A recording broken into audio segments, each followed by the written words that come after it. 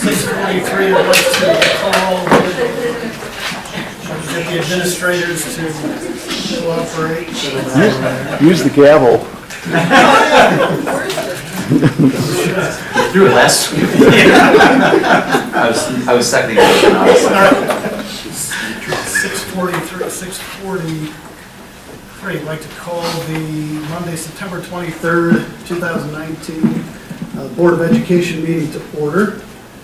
I think we'll rise again for the pledge. Pledges to the flag of the United States of America and to the republic for which it stands, one nation, under God, indivisible, with liberty and justice for all. Thank you, and thank you to those that stayed over from our first meeting. Wonderful to see you all here. We're at that point of the meeting, the public comment. So any members from the public wish to make a comment on non-agenda item for this evening? Seeing none, we'll move on to the consent agenda items. We have two items for consent this evening. That is three items, actually. The board meeting minutes from August 26th and September 9th, and the statement of receipts and expenditures for the month of August 2019. Do I have a motion for approval of those items?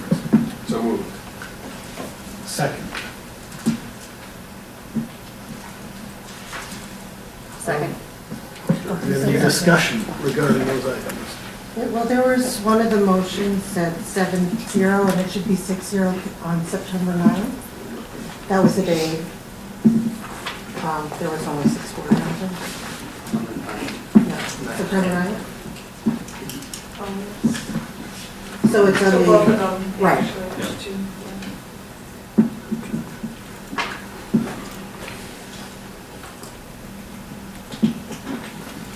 Anything else? Thank you, Joe. Okay, with those corrections, we entered into the final minutes. All those in favor of the motion, aye. Aye. Opposed, and it passes. Item 5A, the superintendent's report. So it's exciting, one of the more exciting weeks of the school year at the high school as they have started homecoming. So as you walked in tonight, you saw the windows that were decorated from the 4 different classes. So it's the theme this year is time warp, and the freshmen are in the 60s. The sophomores are in the 70s, the juniors are in the 80s, and the seniors are in the 90s. So it was great seeing students. I was here yesterday for Grafton Hoops and seeing kids. There's probably a dozen kids from each grade level working on windows and seeing students today. It was pajama day today. Every day there's a different theme. Tomorrow is dress up as your favorite teacher day. So it'll be interesting to see what that looks like. I'm sure there's a lot of humor going on behind the scenes with that. But throughout the week, there's float building, there's Power Puff. We moved into the 21st century, and it's now entitled Power Puff. Practice that's occurring each night. Thursday, Friday, and Saturday are probably the big nights where we have our parade starting at 7 o'clock on Thursday night, starting in St. John's parking lot. And then following the parade, we have our pep rally and our Power Puff game at our stadium field. Friday, there's the homecoming football game at 7 o'clock versus Fort Washington. And then Saturday night is the dance from 7:30 to 11 in the Cooley Gymnasium. So a lot of activities going on throughout the week. We will have this Friday morning, we were going to have student athletes, student musicians, student thespians that will be greeting our elementary students as they enter their schools, sort of celebrate the end of homecoming week. We'll send out a mass email that's Black Hawk Day, so encouraging people to either wear a Black Hawk attire or their school attire on that day, and just sort of bring the whole district together on that final day of homecoming. And we look forward to a fun-filled week, but especially on that day, it'll be a great thing there. And then also we look ahead, before we have our next meeting, we will have our Wisconsin School Board Week, so it's an opportunity for all of us, administration, staff, parents, community members, to thank the board for their hours of service that they give on a, well, hopefully it's hours on a monthly basis, hopefully it's not hours on a daily basis, but the amount of hours you give over the year is large, and we greatly appreciate the work that you do. We're fortunate to have a great board that looks out for the interest of all of our kids and our community. And so on that week, we will have things put on our social media pages. We'll have it on the front banner. We'll have cards that will be given to the board. We'll send something home to parents, encouraging them to thank you as well in that way. And then tonight we have an apple to celebrate and to signify giving you a small token of appreciation. The sweet trio, as I've said often, is always a great gift to get. It's a great dessert to be able to share. It's something that I guess you don't have to share because you're the only board member. But if you want to share, it's a great thing to share, or it's a great thing to just indulge yourself with, I guess. But we do appreciate you and all the work that you do on a daily basis, and we want to recognize you in that way, and we'll recognize you tonight. What we'd like you to do is to take the apples and to come up here in front. We'd like to take a picture with you, and then we will, on that week, we will recognize you again individually in that way. Here, by the way you're seated, sort of make your way in that way.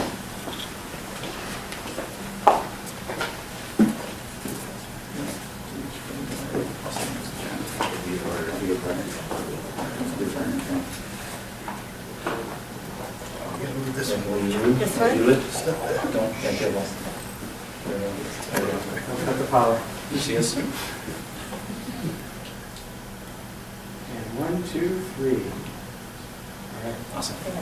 So thank you. So on behalf of everyone, thank you. Board.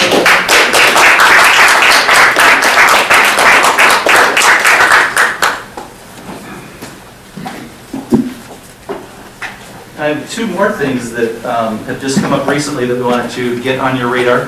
One is the first tech challenge, and I've asked Scott Mantire, our principal, to update the board on something. Him and I communicated on Friday, and then we spoke again today and finalized some things, and I want to give the board an update on something that just came up recently that didn't make the agenda, but I want to get on your radar. Mr. Mantire. Yeah, so we had a former graduate reach out from the class of 2009. His name is Billy Borat, works for Rockwell. And, you know, we were looking at, with our addition of Project Lead the Way engineering courses, and with our strong computer science program, really looking at starting our robotics program in the next couple of years. But that got a jump start based on the fact that, you know, Billy came forward and had an interest in working with our students. So we decided to tackle the first tech challenge, which is right underneath the first robotics competition in terms of a robotics activity for our students. Went to see our instructors, Aaron Sumner, who runs our computer science program, Mike Dodge, who is working with our Project Lead the Way engineering curriculum. Both teachers super excited and just said, hey, let's do this now. Let's do it this year. Let's not wait. So they've solicited interest from their students. I think in computer science there were you know, between 30 and 40 students that had interest. And then Mr. Dodge is working with his students as well in terms of gaining a list there. So we already registered a team as far as you know, registering for it.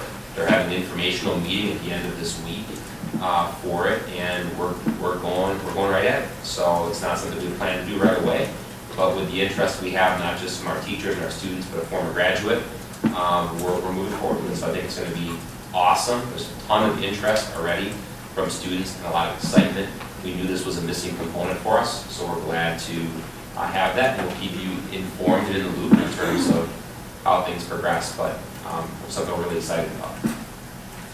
So just started taking shape last week, and with Rockwell partnering and looking to cover the registration fee, something that we were able to do very quickly, and you know, as Scott said, with the teachers' support, we're excited to move forward with that. And then the final thing I have is we had a technology assistance night tonight for new families. So kudos. Scott came up with this idea. We worked with Greg, Jennifer, and Greg Johnson, Jennifer Griffith and Greg Johnson, to talk to families about some of the technology things that we use, whether it's Navion, Skyward, whatever it may be, just helping them get acclimated. If you're new to our district, so there was probably a dozen families that were middle school, high school aged, learning about some of those programs that how else you can learn from your kid. So great opportunity, great new experience for our families. Just one more way to integrate them into our system, welcome them into our family in that way. So a special thanks to those people for leading that tonight and getting that going for us. So great new idea, and happy to report that out, and that concludes my report. Thank you, Jeff. Any questions for Jeff? All right, well, behalf of at least this board member, and I'm sure the rest of the boards, thank you for the apple, for the treat, for the recognition. It's generally a labor of love, mostly, but we do appreciate the time that you've taken for the recognition, so thank you. All right, policy committee reports. First, the policy committee. Yes, the policy committee met on Monday, September 9th. We had 2 agenda items. It was our first meeting since the end of last school year. The first one was to go through Neola update 28.2. So we went through those in the first reading. Only minor changes from what we had for that. So it was our recommendation to bring that to the full board, and that will be voted on tonight in agenda item J. The second agenda item that we had was kind of next steps for the policy committee. Obviously, we completed the Neola update at the end of the last school year. Now there needs to be some effort put into all of the rules and the non-Neola policy. So administration is going to go back and talk as a group to figure out what is the best way to tackle that. There are some opportunities through Neola at a cost. We didn't know if that was going to be the right thing as well. So administration will come back with a recommendation as far as how to approach that. And then we will get working on having those up to date as well. Any questions for Steve? All right, thank you, Steve. And I'll take the next one. After a several-year hiatus, the Grafton School District and the Village of Grafton Liaison Committee met on August 28, 2019. Steve, Carrie, and myself, members on the committee, along with representation from the village, discussed voting and where the district stands relative to use of district facilities for voting.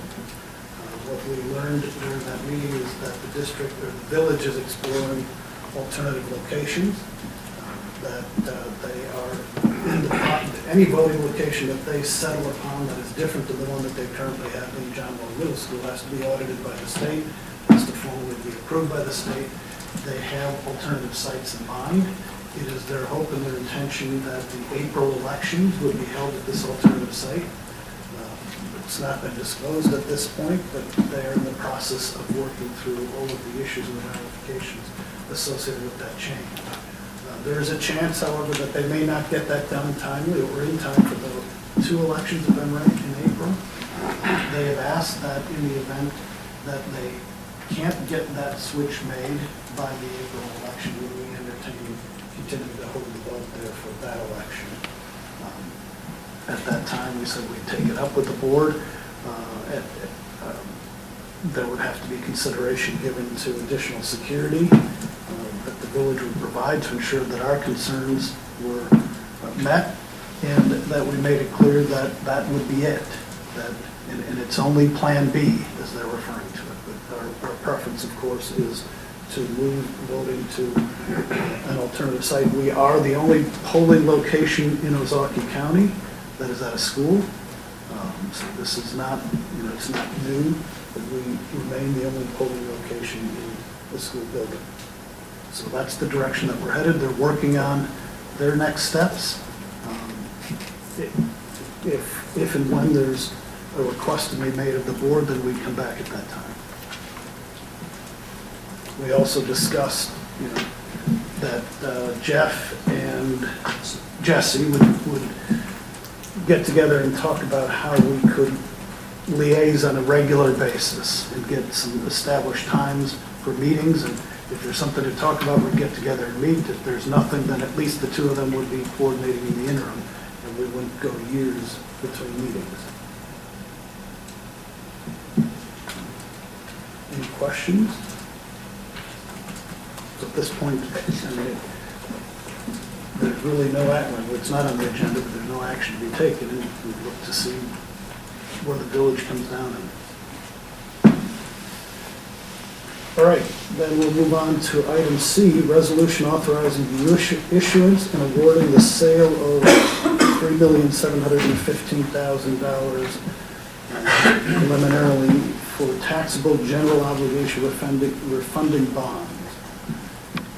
Yes, so we have Brian Brewer here from Baird tonight to present an opportunity that the district has to refinance a couple of Fund 38 debt issues. We talked about Fund 38 a little bit earlier this evening at the annual meeting. A reduction in levying into Fund 38 because of savings with restructuring some debt would provide additional funds to be levied into Fund 10, which could be used in the classroom. So I will turn it over to Brian to discuss that opportunity in front of us. Thank you. Good evening. This was a little unexpected in that interest rates throughout 2018 continued higher. And it was about a little over a year ago that rates started to reduce. Into the spring, they moved lower. And then this summer, as a few global economic issues and slowdowns and trade discussions have transpired, rates moved to even lower levels, to the point at which you have this opportunity in front of you tonight to refinance some debt that was originally issued in 2012 and 2013. And as was mentioned, it was inside the revenue limit, so the savings generated here can be reallocated and utilized for classroom expenditures, unlike the referendum debt that I have been before you discussing, where that just lowers the tax levy associated with the debt repayment. So on page 1 of your handout, the issue size was finalized at $3,720,000. Settlement is scheduled for mid-October, October 15th. The years that we're refinancing are from 2020 to 2033. The unique aspect of this is it was placed with a bank that offered the lowest rates of the various banks that we discussed. The rate that they locked in was a 2.78, and it's prepayable at any time. So if a year out, 2 years out, rates continue lower, you're basically having your cake and eat it too here. You're locking in savings of $250,000 and having the flexibility to refinance should rates continue lower in the future years. The bank purchaser is Zion's Bank Corporation. And as I mentioned, the total savings is over the repayment period is just shy of $250,000. And on a present value basis in today's dollars, that's a little over $200,000 of present value savings, which equates to about 5.8% of the amount that you're refinancing. Generally, we watch for that number, that percentage of refinancing savings to be over 3%. So to be nearly double the minimum target is great. Again, with the ability to refinance a future time. Page 2 shows the detail. On the left side of this page, the yellow highlighted maturities are the maturities being refinanced. You'll notice that the previous existing rates were ranged anywhere from 3 to 4.75%, and they're being replaced with the issue on the right side that averages at 2.78, and therefore the far right column is the annual reduction in the interest cost, hovering right around $15,000 to $20,000 a year, and in the lower right corner, the aggregate savings during the next 14 years. I guess 13 years, is $250,000.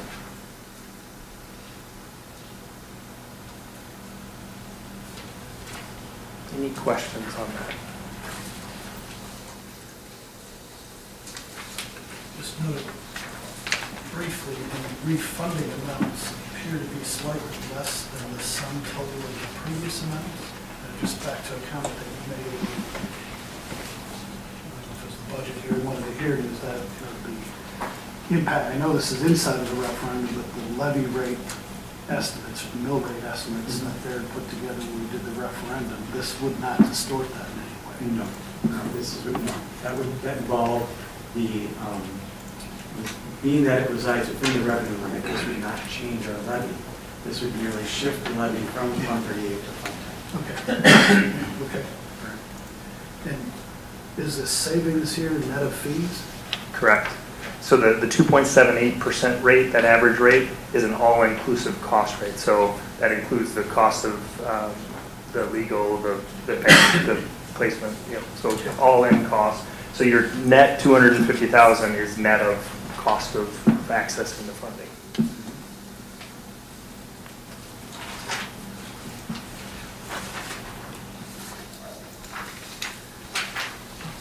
Any additional questions?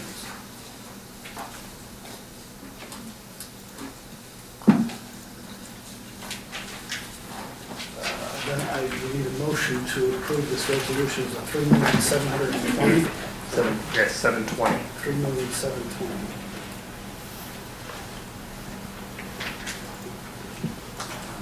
So then I'd accept the resolution regarding the authorization of the issuance and awarding the sale of $3,720,000 taxable general obligation refunding bonds, along with the form of the bonds and the levy for a tax in connection therewith.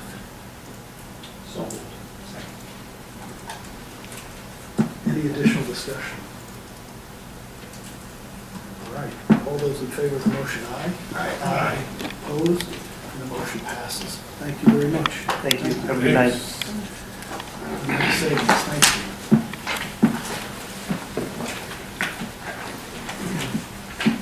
All right, item D. Thank you very much for your time and personnel report. Yes, so we have some informational hires that we wanted to update the board on that is occurred since last time we rather started school. We have Denise Canfield, the library media aide at Kennedy Elementary School, Rebecca Coos, library media aide at Grafton High School, Elizabeth Mueller, administrative assistant at John Long Middle School, Riley Nass, study hall supervisor at Grafton High School, and Greg Belisek, the special ed aide at John Long Middle School. Those are informational only for the board. Any questions? So I guess one question, what positions still remain open? A couple part-time aide positions that are open, both at the middle school and the high school, I believe. But elementaries are fully staffed, and I think the middle and high school are still interviewing. Maybe the sophomore come across my desk, they're interviewing on this thing. But we started the year fully staffed with our teaching staff, whether it's long-term sub, which is we have some sickness, or our regular teaching staff, but we still have some support staff that we are looking to hire at the high school and middle school. In the absence of that staff, how do duties or responsibilities get shifted to existing staff to ensure? So we're using teachers on call, so we use them to be able to provide someone, and it works out fine at the beginning of the year because there aren't as many substitutes that are out. Teachers are here at the beginning, aren't having field trips yet, things of that nature. That's going to start picking up now as you move into it. So a little more urgency by the principals, working with Laura with some of the special ed pieces, but that's how we've been staffing it. With their staff monitoring their prep, there's things like that, then they're compensated in that way as well. Any additional questions? There's no action required. No, sir. All right, thank you. Item E, one-on-one program. So we've started our school year, and we're off to a great start. And one main piece that we had this year was rolling out our Chromebooks. And Rick and his team have just done a great job throughout the whole summer, leading into, if you remember at the beginning of the year, he was welcome everyone back. We had pictures of all the work that they did and the rollout that they did to sort of get us ready for this year. So last year, we were worried that school wouldn't start on time, and this year, we knew school was going to start on time, so we had to have Chromebooks ready for everyone. And his team has done a great job. We wanted to update the board on what that's looked like over the last couple of weeks. So I'm going to go to Rick and his team.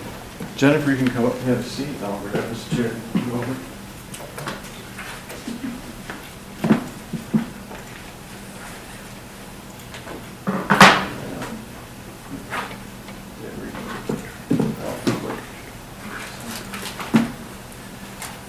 So Chromebooks 1-to-1, and always start with the why. That was an administrative book that we read last year about explaining why, and Having these devices available to students, not just in school, but then potentially at home, they have the same devices that all students use so that there's kind of a common experience.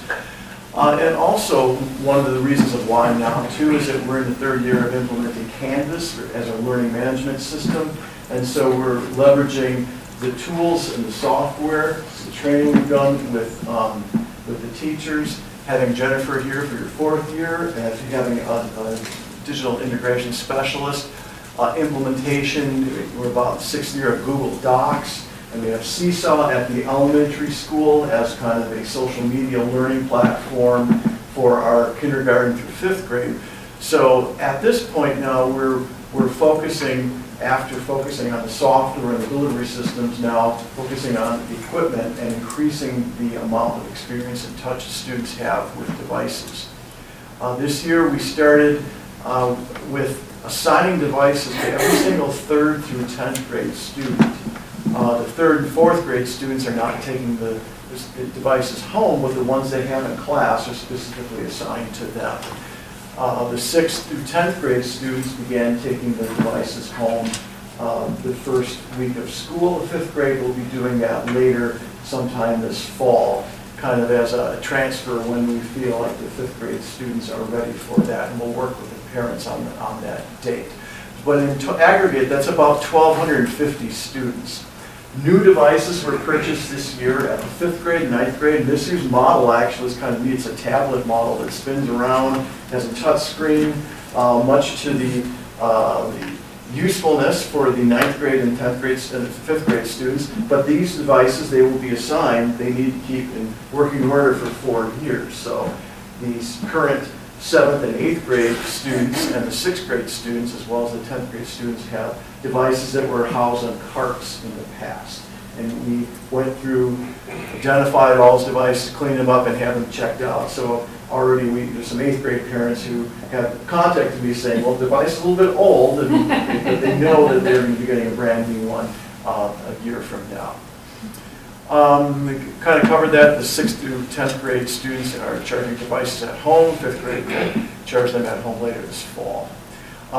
Subsequent years, this year's 10th grade will be 11th graders next year. They'll keep using their device. So we're just expanding the program 1 year out as we go over the next 2 years. For our summer preparation, I also have Mike Kletzine and Joe Korb here from our tech team. They did all of this work this summer. I like to say I had a part of it. I cannot take credit for it. They organized groups of students, and you can see pictures there. We went through the new 5th and 9th grade devices, so that's 345. And then the remaining carts all had to be disassembled and reorganized and wiped clean and get ready for checkout. So it was a large project that they took on. And we actually used the laser engraver that you had purchased for Kevin Gain. And so what Joe Korb did, we did some research with other districts, and they were always trying to find what were good stickers to put on that don't come off. And Joe realized he actually customized and engraved serial numbers on every single one of these. So they're laser engraved permanently, that we don't have to worry about stickers being pulled off. That was something in our field research we realized that we wanted to find a permanent solution for, and Joe did that. First week of school distribution, I'd like to say I took credit for it. It's all Jennifer and Mike. They really took this on and did 95% of the work and stayed here late till about 10, 11 o'clock at night the week before school and got this all ready. So the first week of school, the devices were all organized by homerooms. We were lucky enough that this year at the high school, we had a homeroom structure, which really helped a lot with organizing of the devices. So devices were dropped off in classrooms for the teachers, and teachers were provided with basically like training materials that they went through with all students. So they had short little videos, some short activities for students to do to make sure every student got into the device, was able to log in, got everything set, and the whole IT team was at the school when that was occurring. So if there were any students that needed password resets or really late enrollments and we needed devices, it was all done that day. We did all of John Long, 430 devices. during SOAR in one day. And we actually, I think, finished assigning the last device right before the SOAR bell rang. So it was pretty successful. Here at the high school, we split it into 2 days, and we used our BHT processes now available in the morning. And we did 9th grade on one day and sophomores on the next. And all students had their devices during that time period and ready to go for the day. So teachers could plan and prepare for instruction. They knew ahead of time what the dates were for distribution, so they could plan to start using things like Canvas right away. All students had to get into Canvas because there was, the presentation materials were all organized in Canvas for 612. And so they had to get into Canvas, make sure all students got in and had access. And then they did a short little agreement form saying that they recognized, that it's their responsibility to care for the items. And we have links in the presentation to the resources you made for short YouTube videos. And what we also did is, in leading up to the parent communication, that first week of school, we shared with the parents in the email links to each of those training videos. And they were very short, so they were easy to watch. In terms of communication and prep, we started last March and May, and of course we met with you, with the curriculum committee and a regular board meeting in January last year. We've been emailing parents. I was in the district news for about 4 or 5 months. We had a table at registration that you manned, and we answered a number of questions, both about Canvas and also about the upcoming one-to-one. We had the parent technology presentation just tonight, although we didn't touch on one-to-one. We were heavily talking about software with that. I am going to continue every Friday just sending a mass email out to parents. I will have my final one this Friday, but it's been helpful because every time I send something out, about 4 or 5 parents will ask a question, either a password issue or a repair question or a use issue, those types of things. So we've been sending those out to parents, also including the insurance reminder and kind of some charging for expectations. We can get probably a longer life out of the battery. With newer ones, you don't have to charge them every night. And so we're going to be taking all those communications and putting them into a IT website for parents then after next week's final email. So that's part of the communication we've been doing, mainly direct emails, and it's been working well in terms of fielding questions for people. I've had a few phone calls to my desk. In terms of expectation and repair, and just because my son cracked his cell phone screen 2 years ago doesn't necessarily mean I take away a cell phone. Breakage is part of our world. Adults break devices, kids break devices. It doesn't necessarily mean just because we break things that we shouldn't be doing this. So one of the things we offered was an insurance policy just to allow parents to have some skin in the game of buying a $25 coverage for a policy that would allow us to repair devices. Now, many of the devices that are 1 year old, we have a good manufacturer's warranty to get coverage for a variety of damage. So far, actually, since Friday, that number is up to $363 when I checked just before I sat down here. So it has increased by 20 after last Friday's email. So we do have some cash to work from to buy repair parts. That doesn't necessarily mean that we're going to be able to cover everything. This is a cost. We did in the January presentation estimate that it was going to be about $10,000 of additional costs to cover the repairs. Joe is taking that on. He's doing our repairs in-house. We also looked at outsourcing that, and the districts that have done that really found that it was cost prohibitive. To handle that in-house is better. Over our first 2 weeks, when we wrote this up last Wednesday, we had a few people forget their Chromebooks. I don't know if you want to cover it. So last week, Monday at John Long, we actually had 22 students who forgot their Chromebooks. We actually ran out of loaner devices over at John Long last week, Monday. I'm pleased to say that today it was only 7. So I think we're working through some routines, and I'm working with Kevin and Doug and the library aides over there to work through some routines. We are tracking every student who forgets so that we can intervene early with conversations with the administrators so that we can break any bad practice routines and all of that. So we saw a significant drop between the first week and now, so you kind of expect maybe a little of that in the beginning, but it seems to be going in the right direction. We have about 50 to 60 forgotten devices total over the last 3 weeks, which, you know, on average it's about 5 to 10 a day, which is probably a little higher than I still would like, but it's a maintainable amount with the loaners and stuff that we have available over there. And that was just the overall update of where we're at in week 3. You know, any questions, and certainly you can ask the team. Yeah, I have a question for you, Rick. I'm wondering why there's not an opt-out option.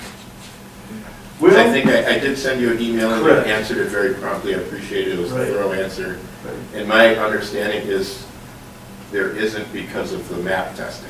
Well, and we had put this in specifically in the June letter to parents and also in the August, that there are parents that can take, we're going to need the device for forward testing, but we are not telling parents they can't send their own device. What we would need them to do is just take the device and keep it at home, and then when we do a state assessment, they can bring it to school to do the assessment.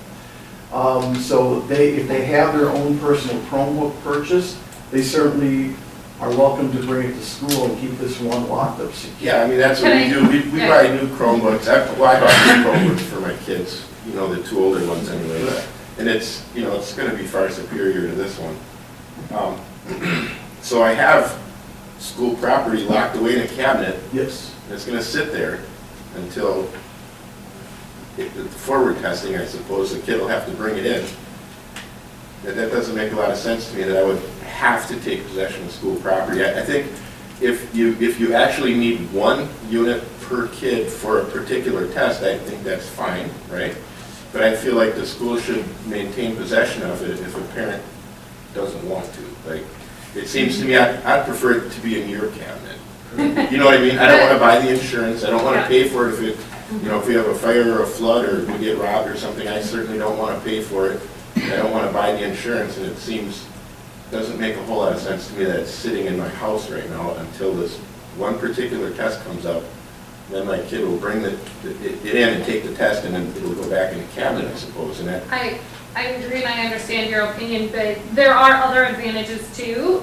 During the school year, teachers could, things like a Google form allows teachers to create what's called like a lockdown browser. So students would be able to take the assessment in a secure browser where like they can't go off into other tabs and stuff, and take an online quiz. And that has to be done, the way Google has that set up, that has to be done with a managed Chromebook.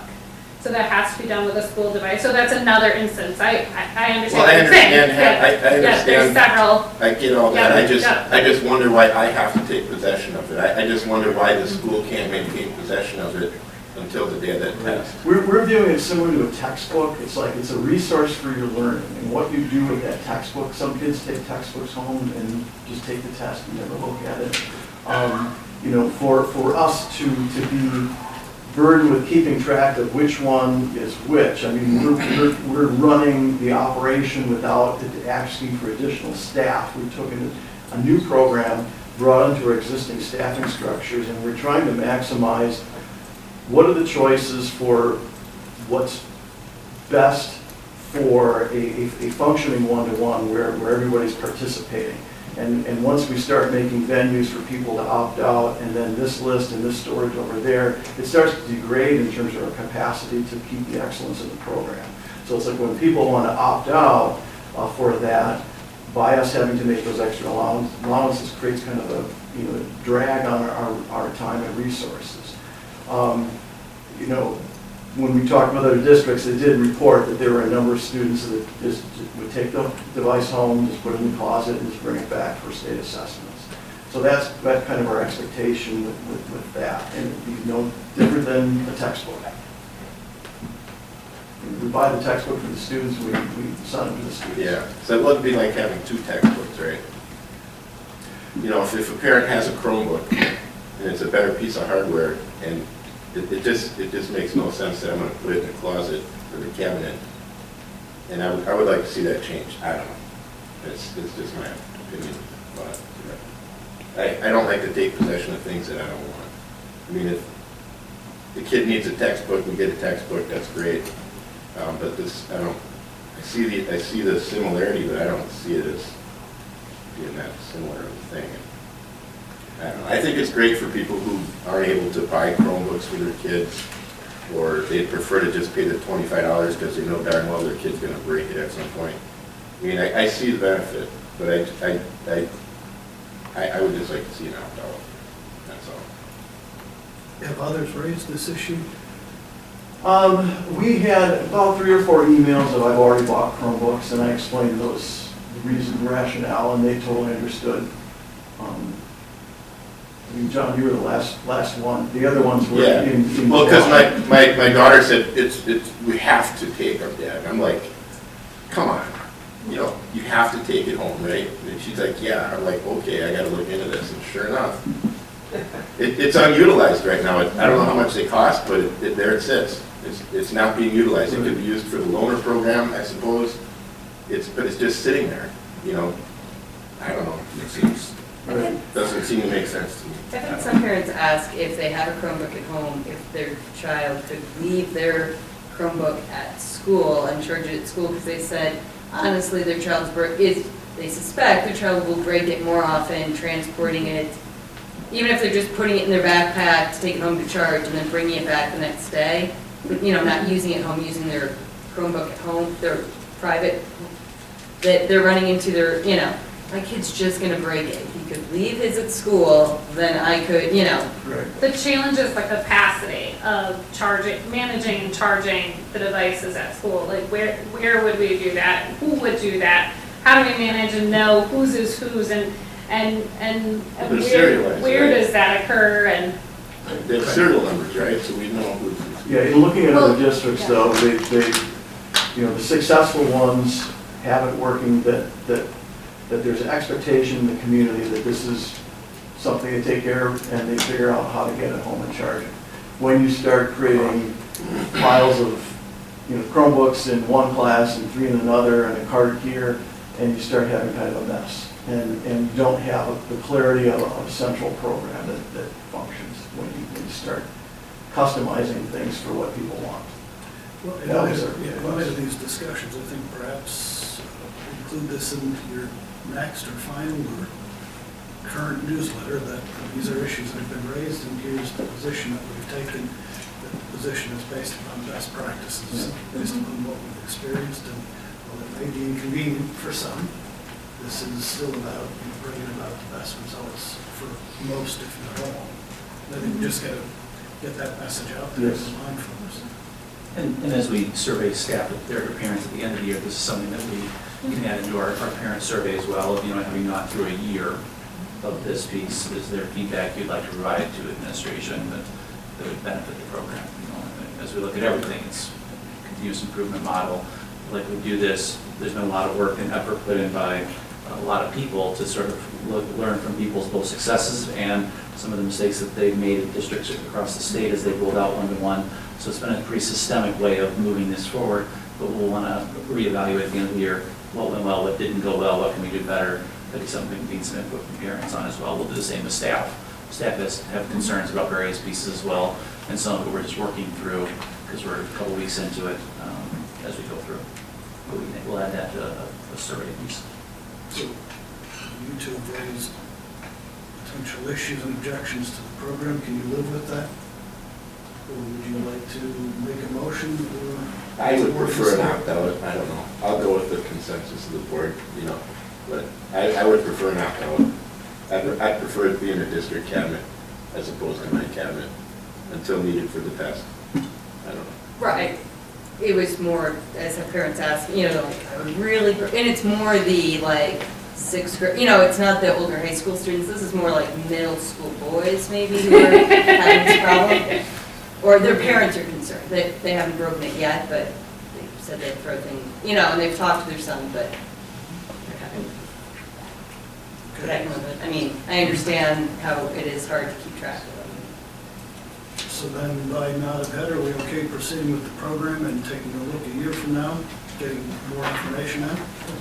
And see the consensus with the forms, if that's the direction we're in. Any additional questions? All right, thank you. Thank you. Thank you. Thank you all for all your work. State full exam and ACT. Megan will come up and the principals will as well on various slides. They'll walk us through some data points, some that we saw this summer at our data retreat, and some that's new now, right? Some upgrades, updates.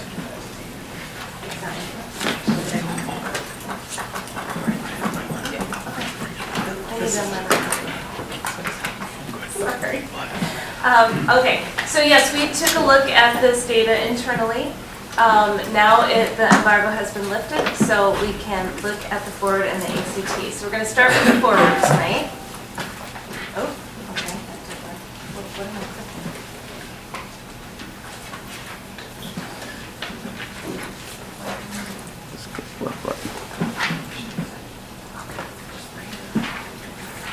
Okay, so what's included in the report is the ACT and forward exams of 2018-19, so it's taken in the spring of 2019, and then highlights of our scores and some comparison data with other districts.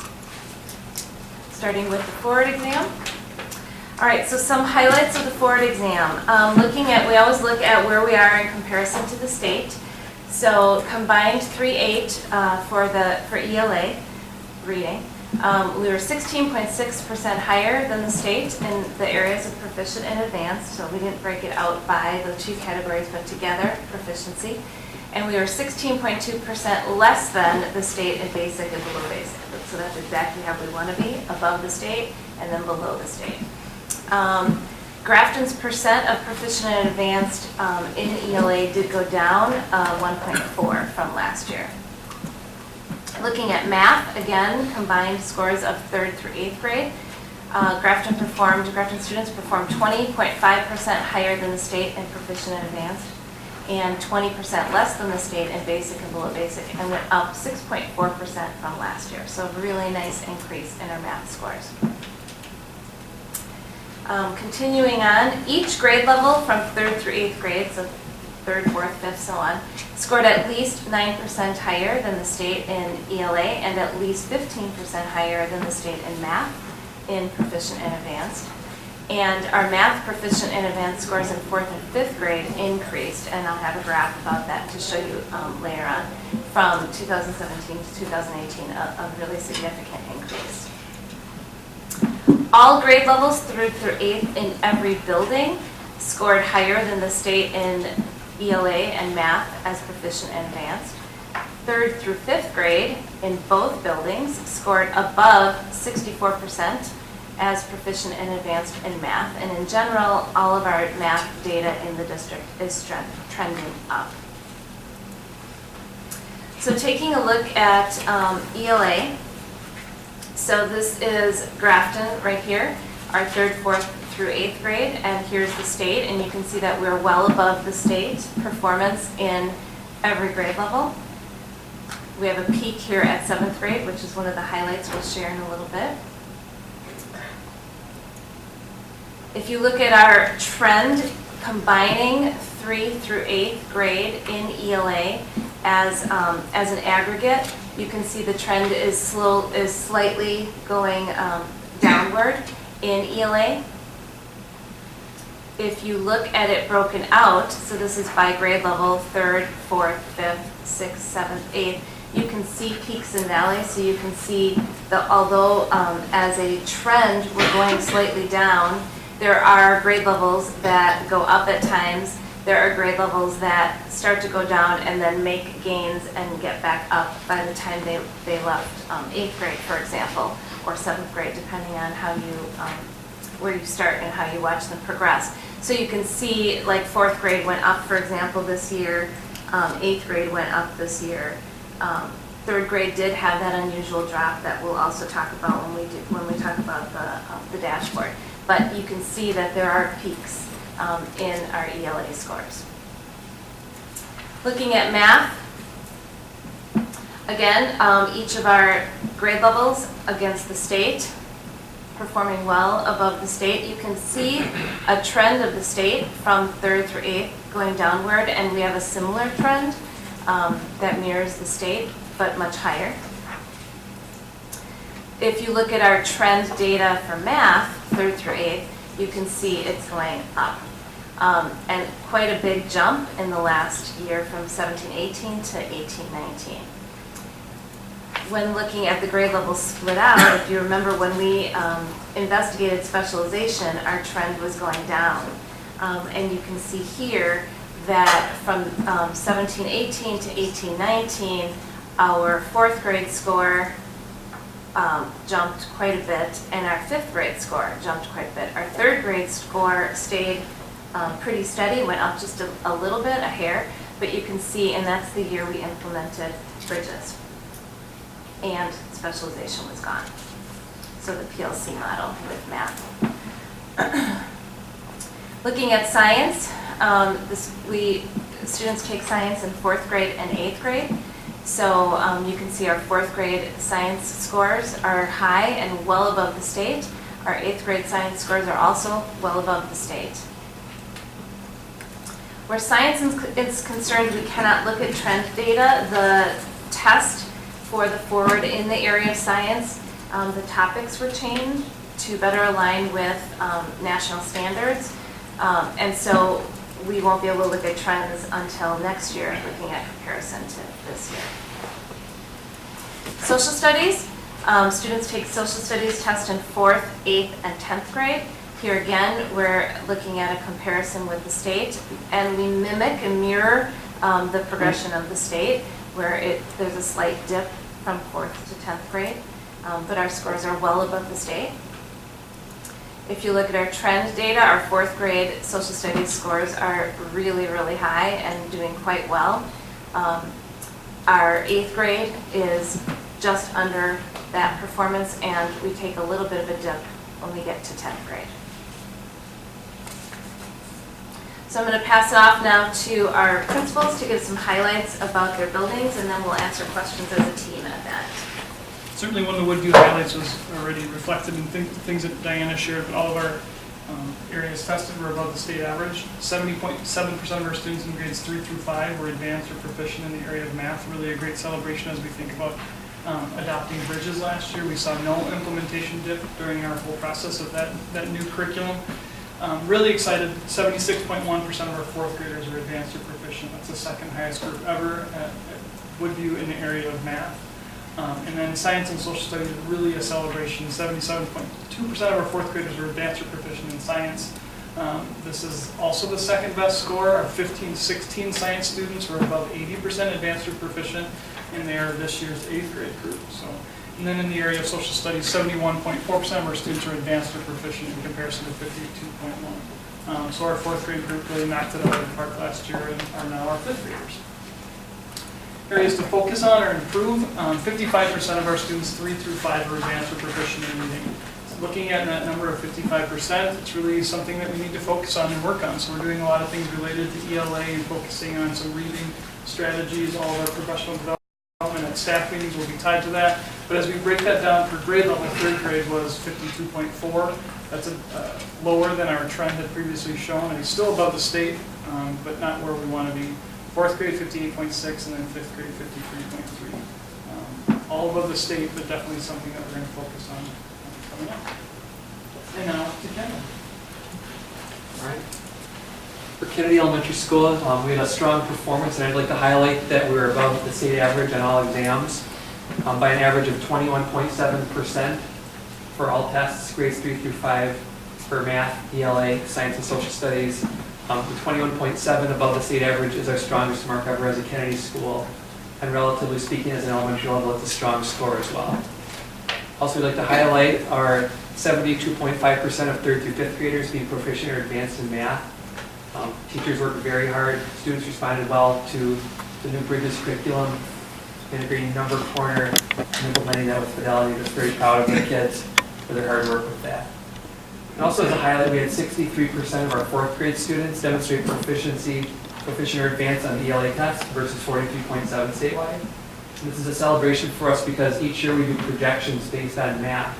and they exceeded their projected proficiency level by 10%, and that was one of our highlights.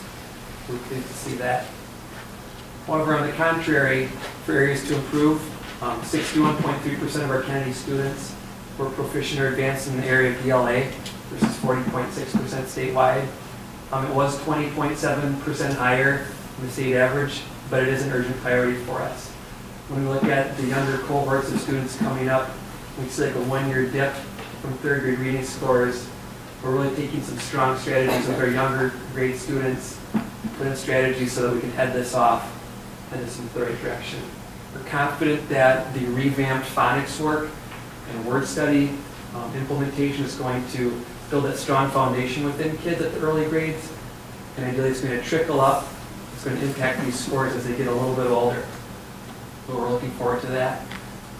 Again, focusing a lot of our PD on practices within ELA that are high leverage.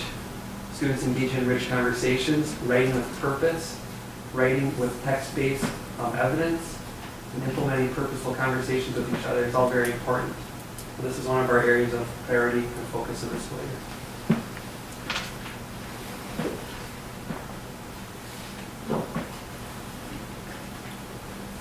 All right, on to John Long Middle School. Our big highlight was, as Diana kind of alluded to, it was our best year as a whole school in grades 6 through 8 combined in the area of math, with 56.4% of our students being advanced proficient, which is 3.4% better than any of the previous 3 years we've been looking at, for example.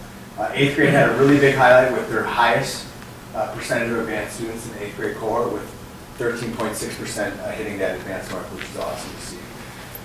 7th grade was our best year historically. By the 7th grade, at 68.4% of students advanced proficient in ELA, which actually is the best combined percentage of advanced in ELA in any of our areas over the 4 years. So really awesome to see that occur. They also did math too, with 56.3% being advanced and proficient. And then I kind of broke it down. I went into our subgroups that, when it comes out time for the school report card, so a little foreshadowing there.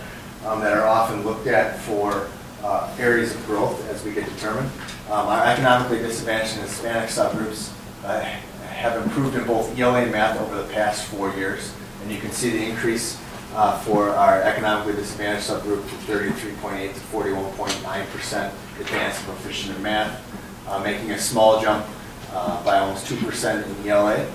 Then our subgroup of Hispanic students went from 26.5% of advanced proficient to 65.2% over the past 4 years, and from 41.2 to 60.9 in ELA. So really nice to see that we're working with those students to help improve their achievement academically. Areas for us to work on, though, we saw a decrease in the performance of students with disabilities. 17.9% of students advanced proficient in both ELA and math. That's down from our previous 2 years. As we head into our second year of our new schedule with our sort time, our special education staff has really taken it upon themselves to really try to revamp that sort time and look at the intervention supports they're giving there. I know today they were already just meeting after school with our school psychologist and Elizabeth Minty to make sure that we're really meeting their needs to try to help them close that gap. And another area that we're seeing is our 6th grade ELA performance has dropped over the past 2 years. And as we dig into, dug into our performance, we're getting it kind of back to our writing and the text-dependent analysis portion. So as a staff, we have now collaborated, and we're going to next week at Monday staff meeting finalize our universal 6 through 8 proficiency scale, and our teachers are incorporating more of kind of, I would guess call it high stress writing time, kind of timed things in class to get kids prepared for kind of that situation. We do a really nice job of doing the writing process in our ELA classes over an extended period of time, but what are our AF students able to actually perform proficient advanced work in kind of a time scenario as they will see for exam eventually down the road on the ACT. So we feel that's some really good work, and we have some working with our TLC for plan PD at our building level to help staff feel confident in implementing those writing for students. So we're in a good spot, and we'll continue to work to get better. Alrighty, in this next slide, we are comparing how our special ed students in grades 3 through 8 did compared to all students in the area of ELA. And as we've talked about before, this is one of the gap areas that we really are strategically focusing on to help close that gap. They took a slight dip from last year to the previous year, as all students did. Keep in mind, these are different cohorts of students, and the small number of special ed students, that percentage really can fluctuate greatly one direction or the other. In math, the special ed students stayed pretty much the same as the year before as far as the percentage of proficiency. Again, like I said, that those groups can be pretty small and they can make it fluctuate one way or the other. Even within the different grade levels, there was a different level of proficiency. Like our fourth graders, 40% of our fourth graders were proficient, our special ed students. Then you look at other grade levels that weren't quite as high. Sixth grade was considerably lower. So there's going to be variability between the grade levels, but then the number of students can also impact that percentage. Okay, so highlighting a few district points of pride. As Kevin talked about, our 7th grade trend overall in ELA is a definite point of pride, with not only proficiency levels going up, but the number of, or the percent of advanced students also going up.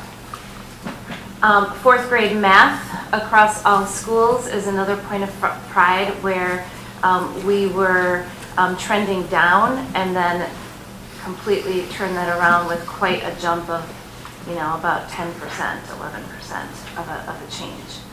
And similar with 5th grade math. Okay. Sorry, this is being difficult. Thank you. With 5th grade math, we see a similar trend. So you can see the trend was either staying the same or starting to go down, and now we bumped it up in the right direction. So those are points of pride. Some comparisons across other districts. When we look at the North Shore comparison, taking Cedarburg, Grafton, Grafton's in orange, Mequon, Thiensville, Northern Ozaukee, and Port Washington, we can see in a combination of 3rd through 8th graders ELA that Grafton is hovering in sort of in the middle of the pack, and something that you saw with every one of the principals, a place that we want to improve. When you look at math, we're performing much higher and really at the top of the pack in comparison with our math scores. So what steps are we taking specifically in literacy? And this also is part of the annual reading report, where a district looks at and a school board looks at the reading curriculum, in other words, the scores, and what we're doing about that, what are the positives and what are the challenges. So we're continuing our collaborative work with teacher teams. We're focusing this year on reading power standards and instructional shifts as we look at that data and decide what we need to do for students. We're embedding the professional development right into the workday through coaching, and also through the staff development at staff meetings, which all 3 principals also spoke about. Teachers are looking at their forward trends again like we did last year, but we're digging a little bit deeper. They're sharing with their PLC teams, and they're taking action steps with instruction based on that. Teachers are analyzing their current forward data and planning instruction while also looking at math projections and common formative assessments and how students are doing, so they're triangulating all of that data together. Oops, how do I go back one? Sorry, went too fast. And the last slide before we take questions. Oh, that's interesting. Oh, there we go. All right, and this is very exciting. So at the elementary level, we are engaging our teacher teams, our grade level teams, in what's called instructional rounds. So it's a process that teachers are bringing their data to the table, talking about what their speculations are around instruction and why the data looks the way it does, and then going into each other's classrooms in what's called instructional rounds, and looking at instruction and coming back and giving each other feedback and re-planning some of that instruction to essentially increase student achievement. And teachers are doing that in their own teams at both elementaries at every grade level. So each team, what they might be looking for might be a little bit different. Michael and Craig created a really nice process for that that's tightly aligned to what we know are impactful strategies in literacy instruction in the workshop model. And then lastly, Michael and Craig worked together on creating a system and a process in which at parent-teacher conferences, teachers are going to engage students and parents in setting goals around their data, and teachers are going to talk about what they're doing to help students reach their goals, and we're going to ask parents to do some things on their end to help students reach those goals as well. That also is one of the title requirements for family engagement, but it's just good, sound practice to engage our families in that work. So right now, before we move on to ACT and we hand it over to our high school team, we can take any questions that you might have about the forward scores or our actions.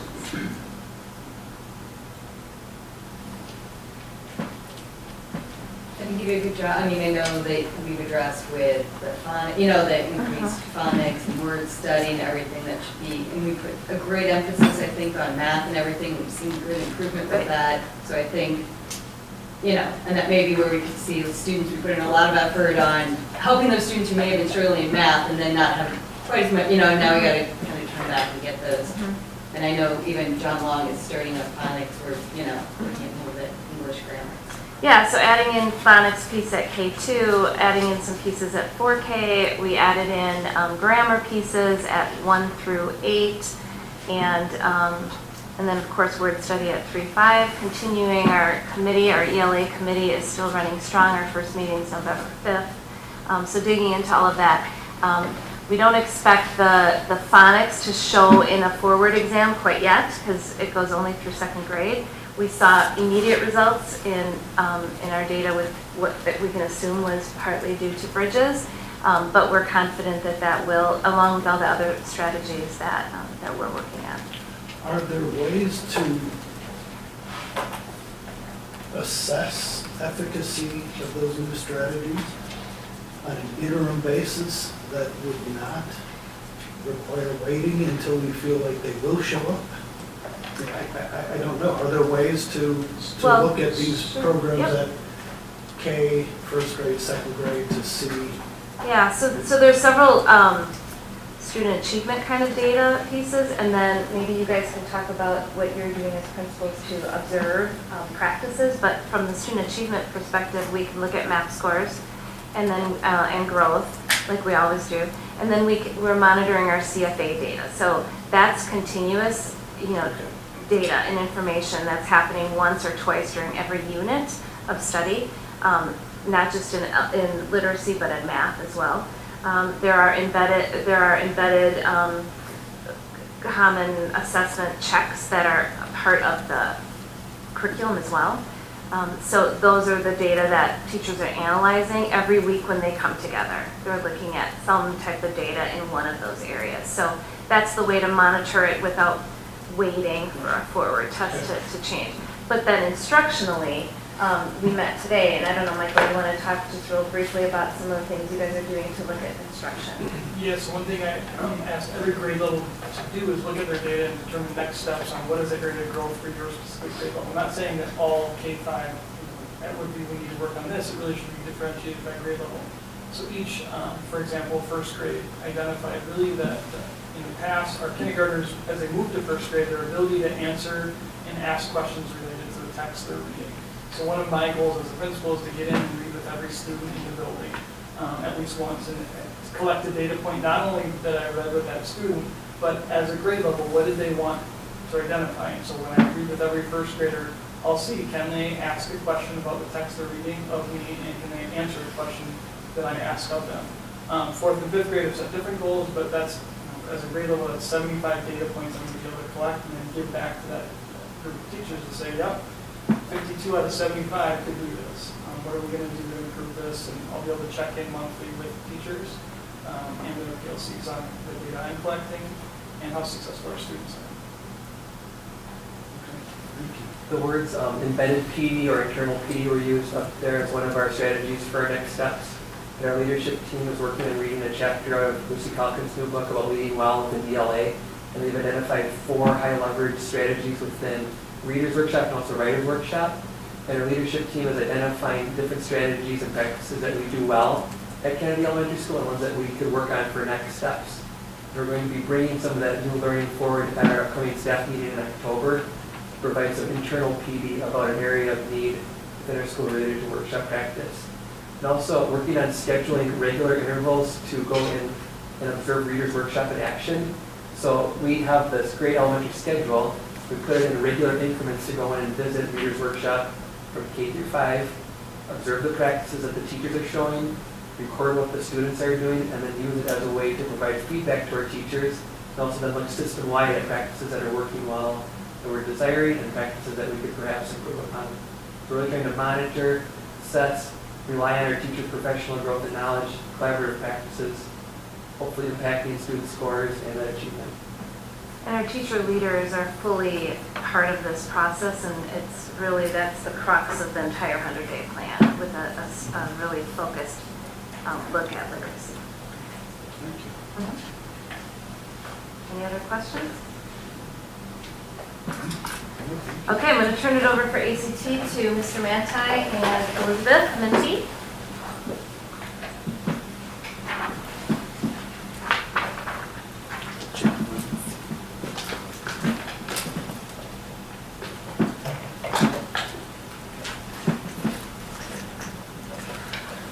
Good evening, everyone.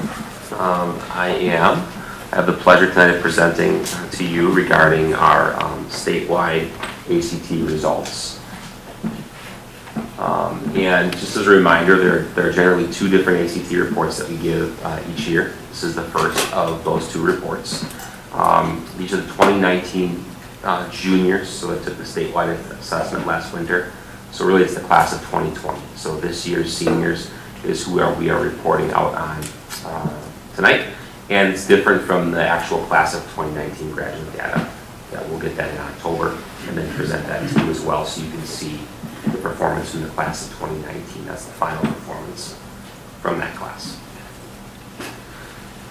So just to kind of give you the broad overview of this, there's lots of good news to share with you from our class of 2020. So if you take a look at all of our scores, whether it's English, math, reading, science, composite, our writing scores, we're well above the state average in all of them. Generally, we are around 2 points above the state average. That's been very general for us over the last number of years. You can see where we're at. So we're pretty close to 3 points above the state average in everything. So this class has really excelled on this particular assessment. Our composite score is trending up. The state's composite score is trending down. That's also, as far as widening that gap with the state, we're seeing the benefit of our kids achieving in the state, moving in the wrong direction as far as what that looks like. This is a good slide. It gives you just an idea. We talk about some of our highlights here in a minute. This is going to give you the last 5 years since really state testing has been implemented, what we've done. So you'll see certainly a nice little trend in each of those areas. So every once in a while, you move up and you move back down, you move up and move back down. But the bottom line is you're looking for the trend to continue to move upward. If you're really looking at systemic change, and that's really what we see here. So it's great to see that in each of those areas overall. So you get that nice upward trend over the last 5 years in each of those areas. So what are some things that we're proud of and want to highlight for you this evening? Our composite average is in the top 4% of all Wisconsin high schools. That's the highest that we've ever been, and we certainly pride ourselves in that. It really speaks to the hard work of our students, the hard work of our teachers, and everybody really focusing on what our goal is that we have in mind for our students. The highest composite since the ACT statewide testing began, about 3 points above the state average. And all of our subject area scores are also the highest they've been since statewide testing has started. So over the course of the last 5 years. So a lot of that consistent theme for you this evening.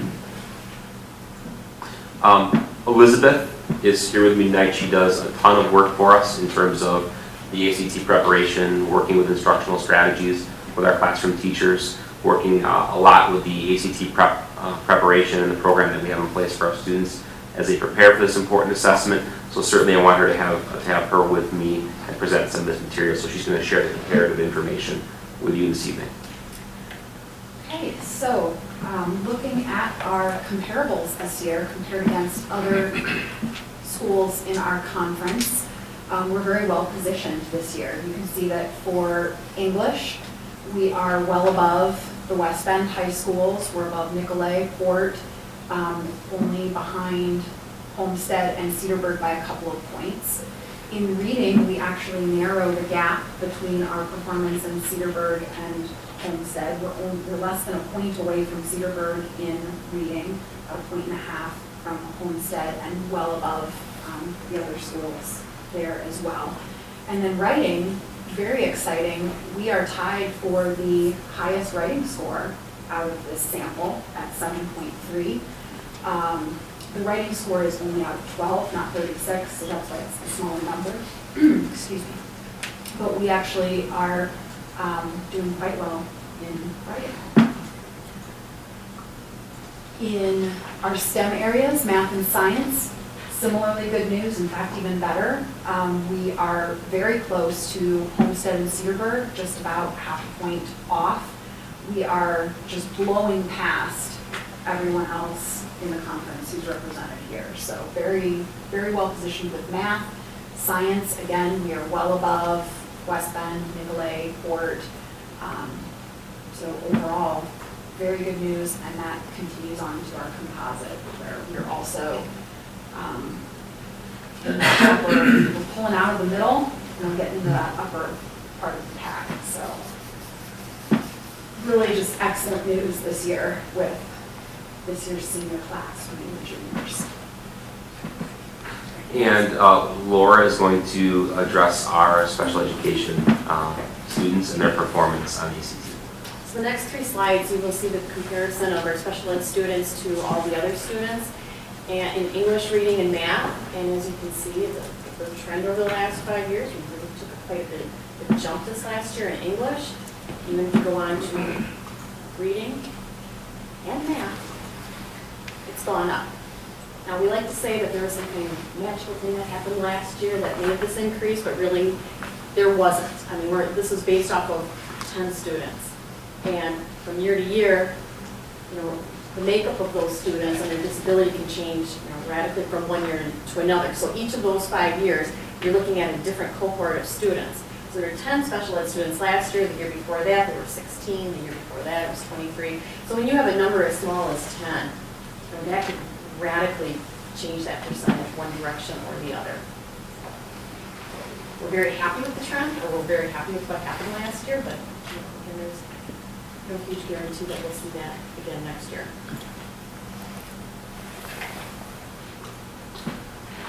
So what steps are we taking on our journey of continuous improvement? We have lots of work left to do. We're continuously looking at what's next for us as a school, just as you heard from elementary and middle school this evening.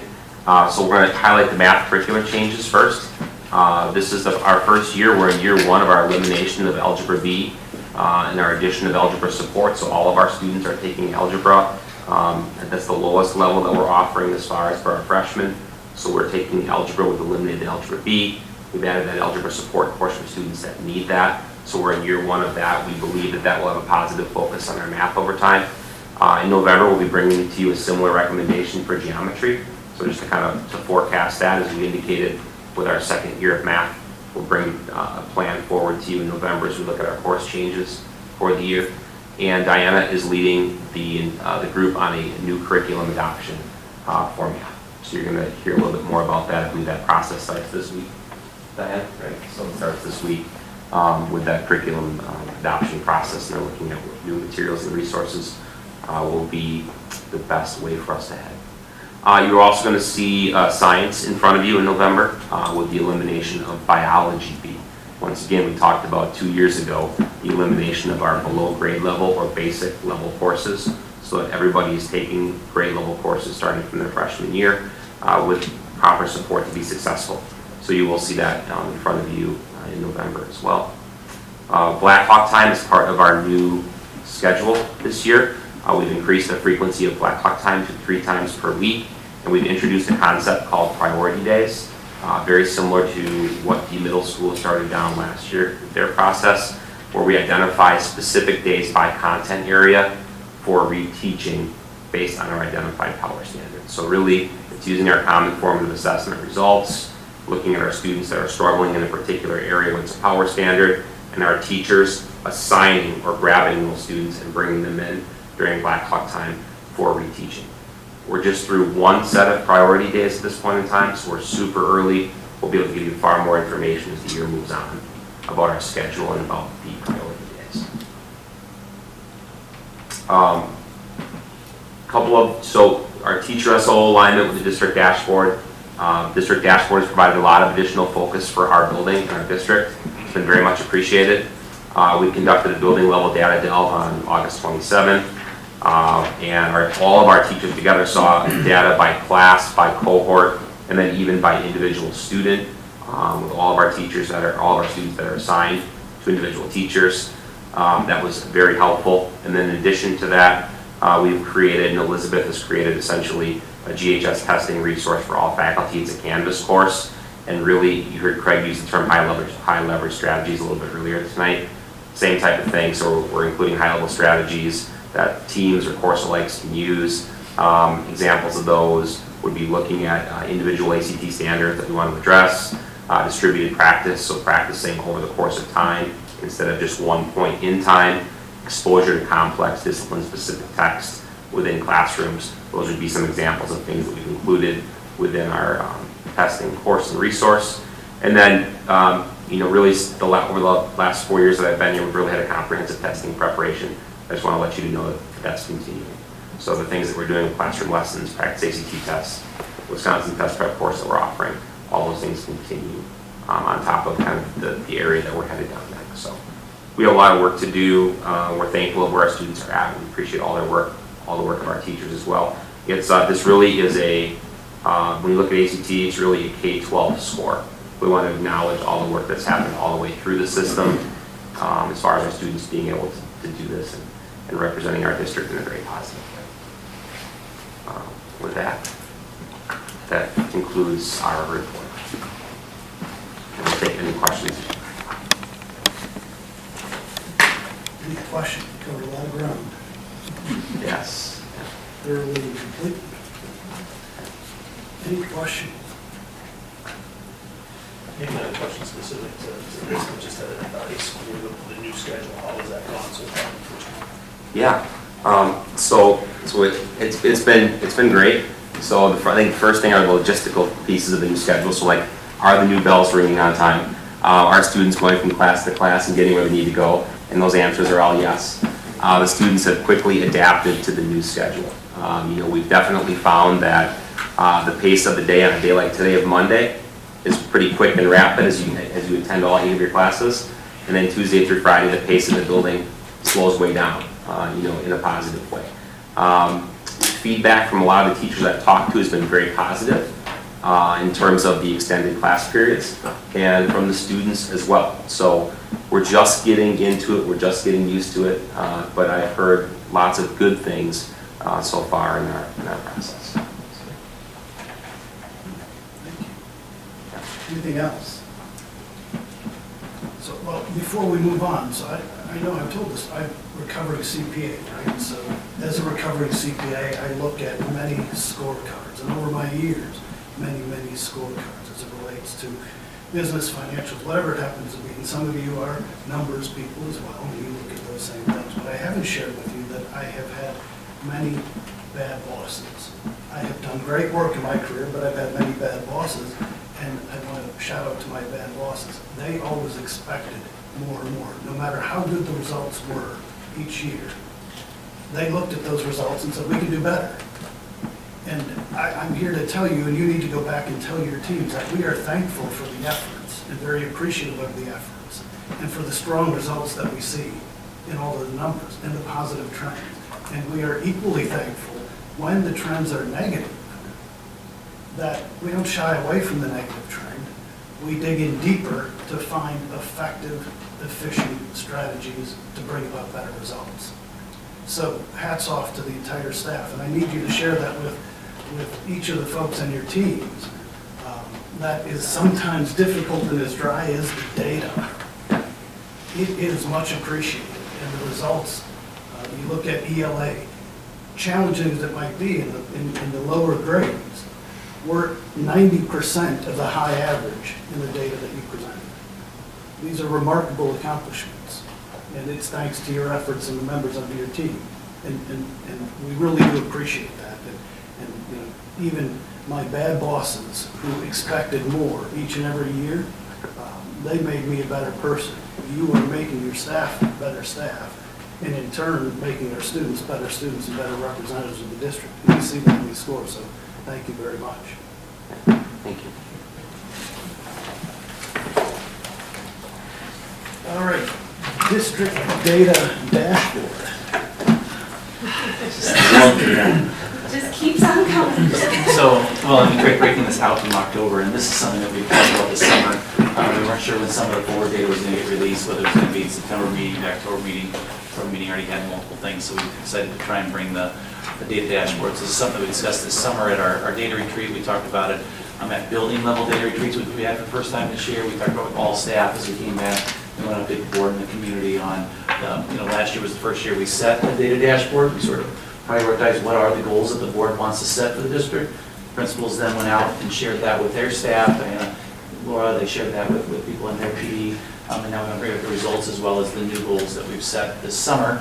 We've already shared that with our staff. We want to move forward in that way. So I'll turn it over to Diana to walk us through that.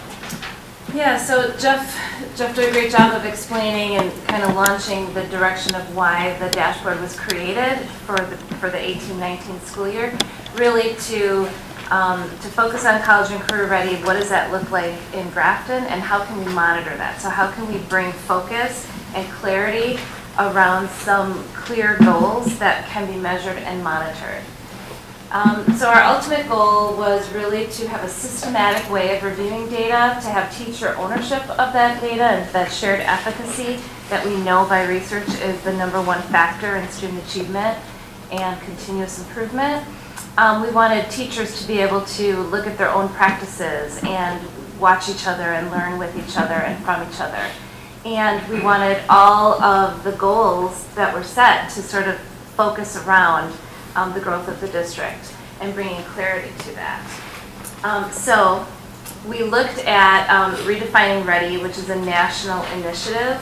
It actually started with the School of Superintendents Association, looking at high school scores and really not being satisfied with the ACT or standardized testing, the only thing that was out there to talk about how good a high school was doing, how good the students were performing.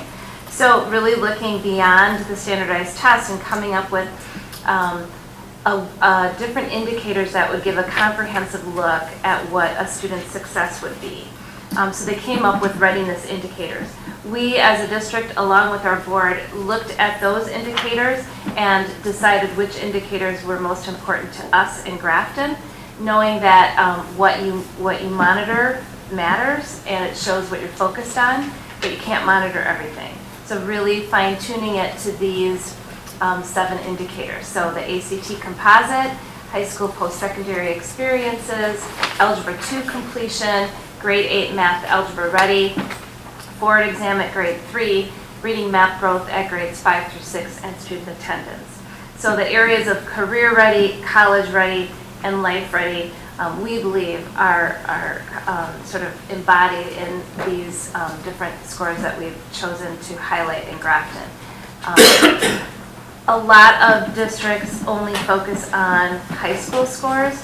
We have chosen to make sure this is a 4K-12 initiative and something that we all own, which is something that Scott said earlier, with our ACT score being the sort of that final score of our students. So looking at our dashboard, our 18-19 goals, and then I'll show you what the data looks like as we monitor and what our new goal is. So did we meet the goal and what is our new goal? So we set the first dashboard item was the ACT composite. It was a 2-year goal that we set last year to get to the composite score of 22.8 by 2020. We actually reached that goal in 2019. So that's a great accomplishment. We kept the goal as a 2-year goal, so we set a new goal by spring of 2021. The graduating class of 2022 will achieve an ACT composite score of 23.0 as measured by the state ACT. So we increased the score, kept it a 2-year goal, and we'll be monitoring with Aspire predictions and then with the ACT composite how we're doing with that 2-year goal. When we look at the high school post-secondary experiences, we originally set a 3-year goal that 100% of our graduates would have an experience that's a post-secondary experience before they graduate from high school. Scott and his team started monitoring this in the areas of AP, PLTW, business, family and consumer science, and tech ed. And so as we look to see where we're at, we are on track for that. We hit, I don't have my glasses on, 96 something, right? Yep. Yeah, so 96.2, thank you. And so we're on track, doing really, really great. We kept it so it's continuing on as now a 2-year goal. You can see a couple highlights. So there's an increase in AP that you can see a pretty big jump there. PLTW had a slight decrease, but we added in the engineering strand of PLTW, and we'll be adding that along the next few years. So we expect that to go up. Business and family consumer ed, or science I should say, really made a nice jump. A lot of partnering with MATC for transcripted credits and so on. And tech ed is maintaining. So a really nice job there. No change in the goal. We still want 100%. Algebra 2 completion.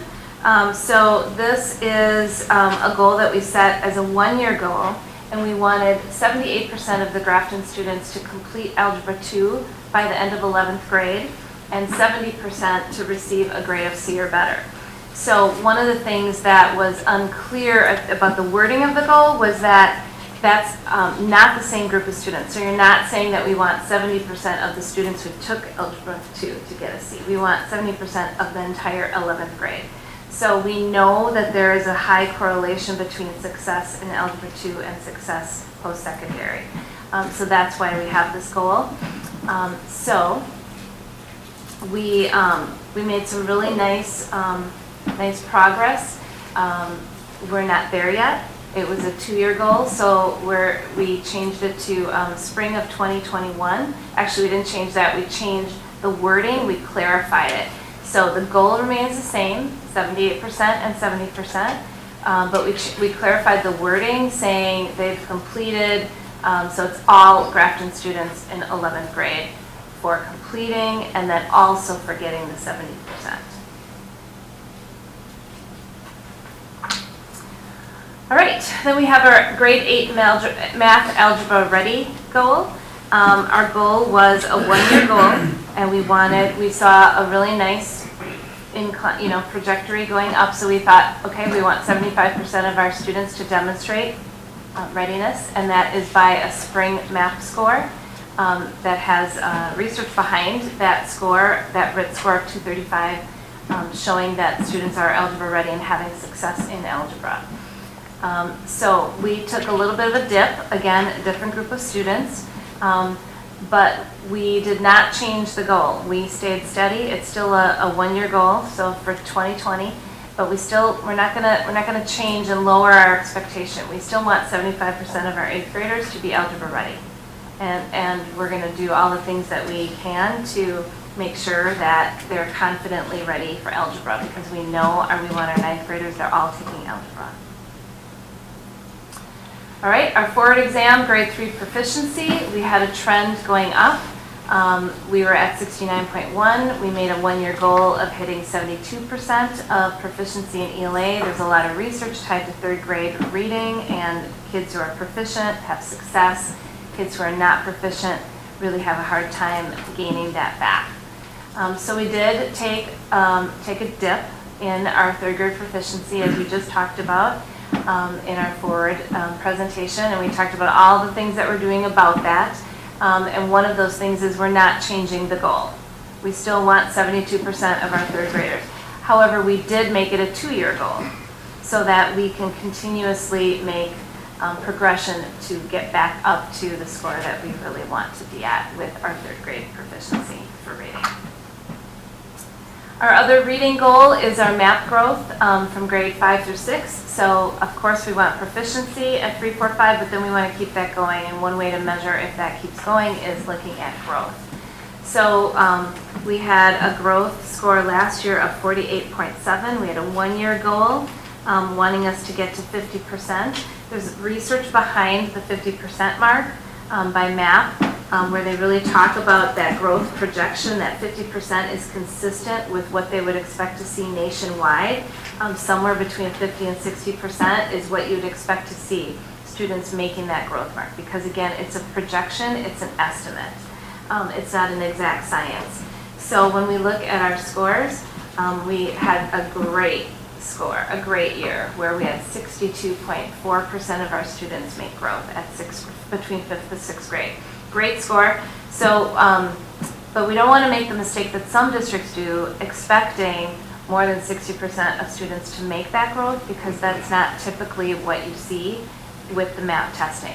But we did increase it, make it a little more rigorous, to 55%. So our goal for 2020 is that 55% or more of our 6th graders meet or exceed their projected growth as measured by MAP in reading. And then finally, our attendance goal, which falls more under that life-ready, career-ready area. So we have really good attendance here in Grafton, and that is a point of pride. Typically on a report card it shows up, it's a very big point of pride for us. Our students want to come, they come, and they achieve. So it's hard to get better when you're doing really, really well. So we set a goal of maintaining above our average rate of the average rate between the different schools. And our goal was above the average rate of 96.5. So what actually happened is we actually hit 96.5 exactly. So technically we did not meet the goal because the goal was above. So we kept the goal the same, wanting to stay above or reach above for next year. So we kept that number at 96.5 for all of our students. Oops, I did it again. Let me go back, sorry. So what are some of our highlights? Our ultimate goal, oh, perfect, next one. Our ultimate goal is there on the left. We talked about that earlier. Whoops. It's not behaving tonight. There you go. Now, what are some of the things we're doing to make those goals come to fruition? So we're meeting with our board and having that administrative retreat in July and digging each year deeper into that data. We had, for the first time, a district K-12 Teaching and Learning Council data delve. And then following that was a building data delve, where those same teachers really dug into their building data with having that big picture of what the district data is. Teacher teams are regularly reviewing data, they're sharing their data across the teams, and they're setting team SLOs, and all of those are tied to supporting the district dashboard. So what else are we doing to grow? Knowing that our dashboard really supports a focused 4K-12 initiative to support college and career readiness for our students. And that's a collective efficacy that we all own our scores together and our students together. Our school goals, our team goals, our teacher goals, everything supports our district goals. Our CFAs, focusing on those 4 questions of a PLC, is a way to monitor that without waiting to see, as Paul referenced earlier. And we still have room to grow, as all other districts do, as we continue nationally to explore what does life ready mean and what are some indicators that we could use for that social emotional well-being of our students. Any questions?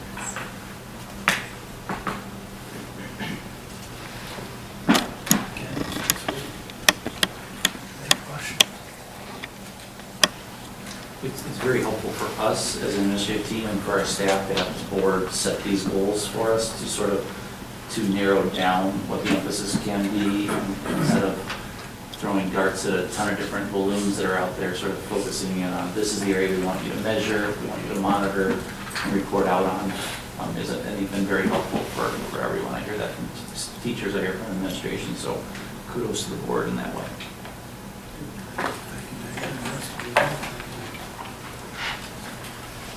Summer Learning Academy report. Well, come up and talk to us about what happened over this summer. Of our learners engaged. Much later now. And data. All right, this summer we had 24 academic courses that were offered in our Summer Learning Academy, focused on reading and math at the elementary and middle school level, and we had interventions, and at the high school we had credit recovery for English, math, and social studies.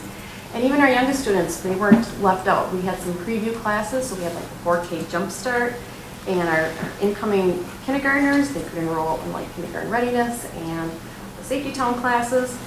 And we had 172 enrichment classes this summer.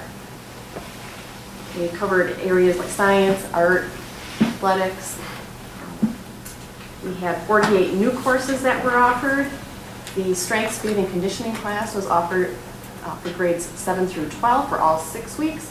And those same students in 7 through 12 also had an opportunity to be teaching assistants in some of the enrichment classes and the Safety Town class. So overall, our number of students enrolled decreased slightly by about 24 students, but the number of courses that were taken actually increased significantly. On the back side, you will see kind of the trend for the last 8 years, the number of students enrolled and the courses taken. Next week, our Summer Academy team is meeting as a group to talk about what went well, things that we want to improve next year. Security was a big thing this year, so we had a more organized way of how kids came in, how parents came in, how they left, and I think it went really well. Any questions? Yeah, I do. I found it very difficult to register for classes. It seems like our website isn't able to accommodate, our customers. It seems like we need a bigger network or something, because I actually use 2 laptops simultaneously, because I would, one would freeze up, I'd close out, go to the other one, and have to go back and forth. And I know I'm not the only one. It's crashing pretty badly. And it's very difficult to register. I wonder, is there anything we can do to, increase the website capacity to facilitate all of our customers? It doesn't seem like we have that many customers as compared to some of the big websites. It seems like something we should be able to manage from hardware. We're going to I'll answer that question. We're going to be splitting up the times between like 6 p.m., 3 p.m. for different grade levels. We also contacted Skyward to performance tune the website, and there were some settings that we tweaked. I know the prior year we were successful, and in reflection in terms of the settings that were placed for this past year, I don't know if we had the exact numbers. There's like simultaneous connections you can open to family access, and Skyward's performance tuned to do data processing at a certain level for internal connections, and for family access port, there's a whole setting that you can change to allow 1,000 connections. So when you had 2 laptops and everybody else had 2 laptops, you're looking at like 3,000 people hitting refresh. And so that happens in any popular concert site. When you are have Paul McCartney tickets and everybody's got 30,000 simultaneous connections, that does happen. So what we could do, and my recommendation to the meeting next week, is to split it up by grade levels. That kindergarten through third grade, we're going to have an open from 3 p.m. and at 5 p.m. we'll open up for, you know, 6th grade through 8th grade. So then we can then just allow people then to choose courses. That's what other districts do. You know, in terms of last year, what I'm thinking is that there was a setting that might have not been applied to the family access. It was applied to student access for the first 20 minutes. And once that setting was changed, because the prior year we had the same amount of sign up and we were successful. Okay. I'm very aware of it.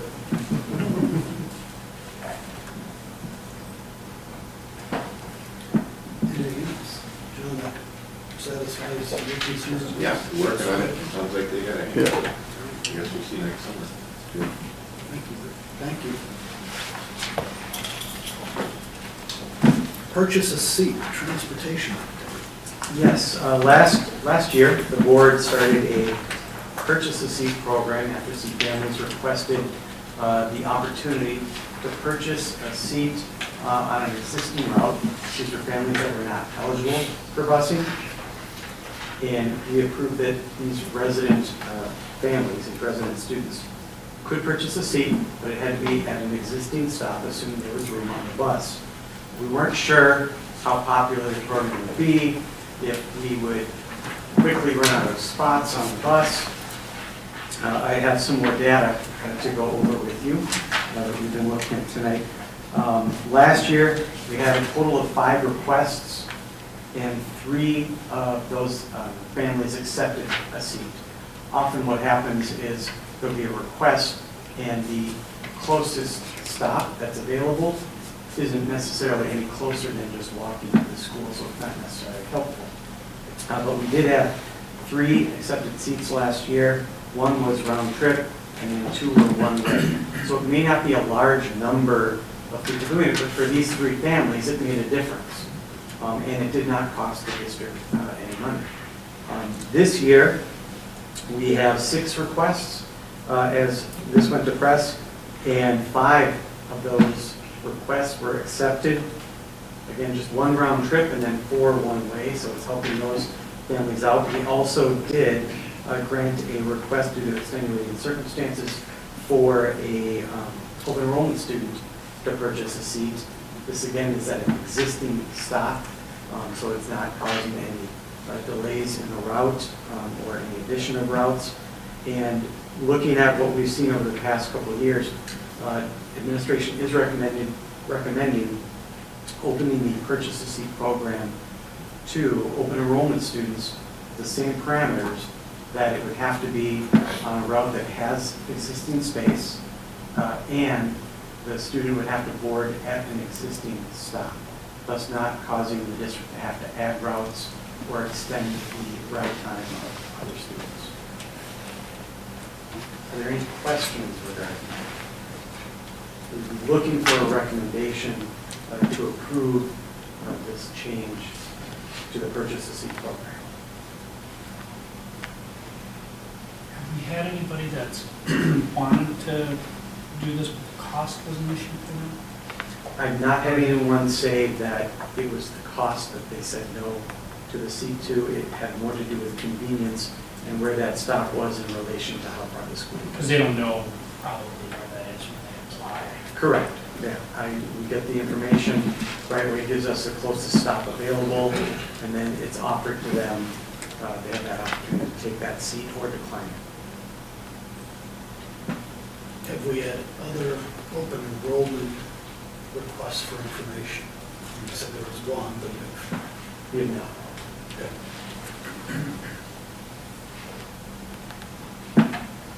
If there were, if you had first come, first served basis, correct? Correct. And again, based on the fact that you have to get to an existing stop, based on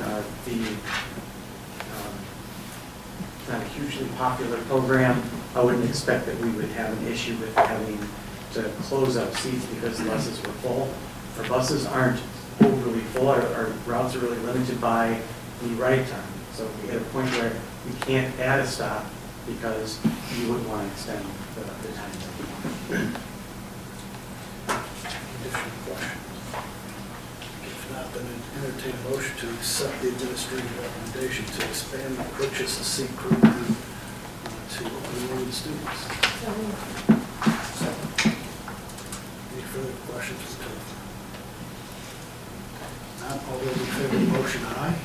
Aye. Opposed? It passes, thank you. Neola policy update 28.2. Yes, so as Mr. mentioned earlier, our policy committee,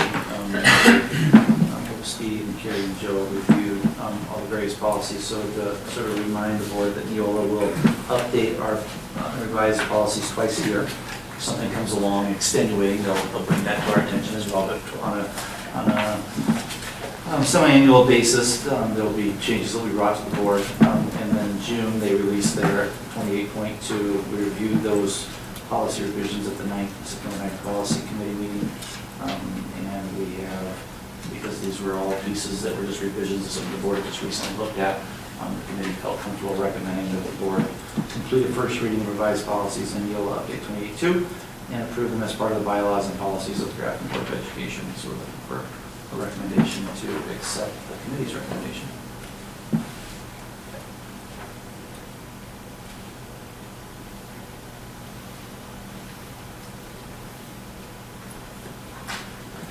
Moved.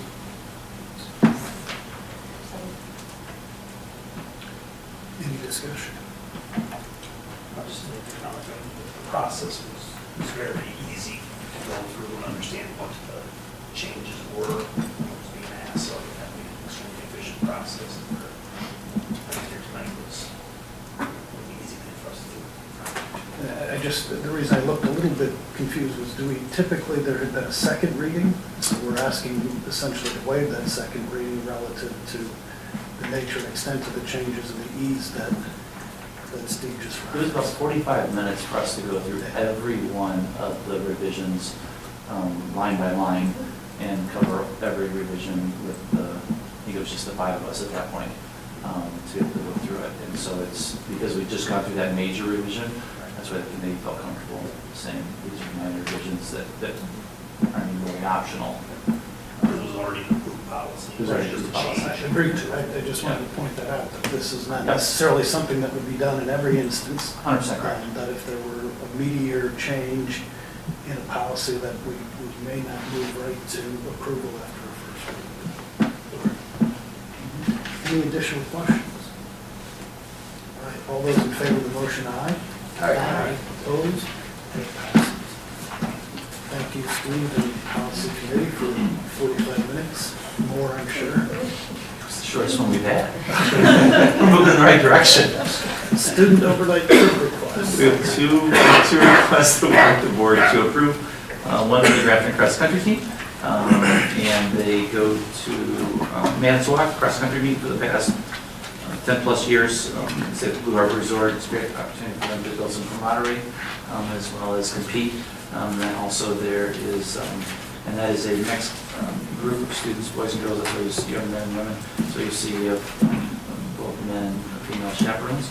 And then we have also a request for the Oshkosh on the Water Wrestling Classic, which is a huge 60-team wrestling tournament. This is a massive wrestling tournament. It's great for our kids to compete it that way.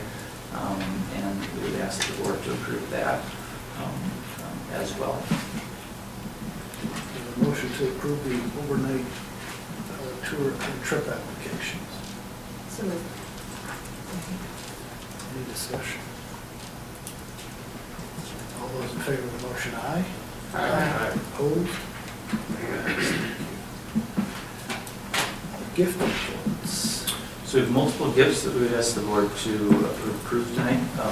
One is one that is, the first one that we have on here is from Capco Metal Stamping and Jim Kazmir. This is for the GHS Hawks program. This was a delay getting it to you for the approval, but Mr. Kazmir and Capco are the sponsors for that program. And so this is a donation they've made in order to support the next 5 years or so of running that program. So it's a $10,000 donation that allows us to be able to offer these students recognition that results in them being recognized without them having to pay for it. Joe and I believe Steve were at the Hawks program arena. There's the two of you. Great program. Scott did a great job running it with his team, and CAPCO will be sponsoring this for the next 5 years or so with this donation. What is the Hawks program? So it stands for Hawks Advancing with Knowledge and Self-Determination. Basically, it is a recognition program for students that are improving their GPA from one semester to the next, at least a 0.75 or more increase in their GPA. So students maybe wouldn't normally be recognized. You are being recognized for that improvement or that increase over time. Okay. And what is the money used for? So it was used for brunch that they had at the River Room. Yeah. As well as some gifts for kids. I'll Scott give you some specifics. So we had a breakfast for them in the spring. It was a May Day. It was at the River Room in Milwaukee, so students were sponsored, so that was great. They could come and have brunch. We invited parents. It was a big deal. We raffled off some items for them. So it was really a nice breakfast overall, and gathering really was, we're fortunate that CAPCO believes in the program, would sponsor it, so that kids can have that recognition. Thanks. And Jim was there and spoke, great motivational speaker, and even brought 2 Summerfest tickets to any concert that a student wanted, and we picked that for a lucky student. So any Summerfest concert, he had 2 tickets for that student, so she walked away very happy. And the students that were recognized in this went from, all the way to a 4.0, I believe, so it wasn't ones that just had lower GPAs, they brought them up, and there were some that were extremely substantial, well over what they brought them up, so it was, and their families were there as well, so it was nice event. I mean, some kids who improved by 0.75 or more, so they almost went up a full, so maybe 2.0 to a 3.0 or 3.0 to a 4.0. But they didn't even, some kids, even though they improved that much, they still weren't on the honor roll. So they wouldn't have been mentioned at all. Yeah. Like, you wouldn't get any recognition except maybe from your parents and maybe like yourself, like, yeah, I improved. So the opportunity to like, you need to keep improving, you can do better, but like, wow, how great it is that you made a huge change. I mean, it's a huge jump. And seeing some kids being really just like sort of awestruck by that, and even seeing tears from some parents, seeing their kids recognizing that was pretty cool.